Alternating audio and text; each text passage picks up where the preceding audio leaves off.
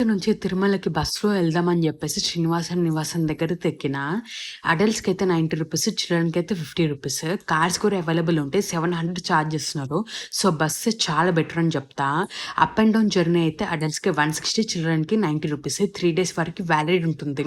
1 hour time తీసుకుంటుంది తిరుమలకి వెళ్ళడానికి.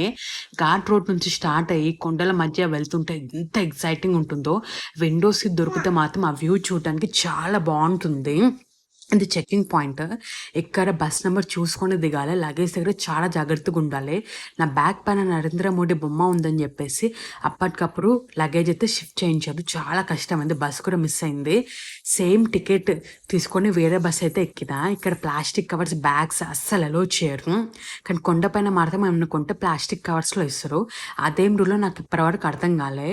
ఇక్కడైతే బైక్స్ పార్క్ చేసుకోవచ్చు. తిరుమల కొండపైన ఉన్న వాళ్ళకి చాలా యూజ్ అవుతుంది. బస్ జర్నీ అయితే చాలా బాగుంది. మీరు కూడా ట్రై చేయండి నెక్స్ట్ టైం వచ్చినప్పుడు.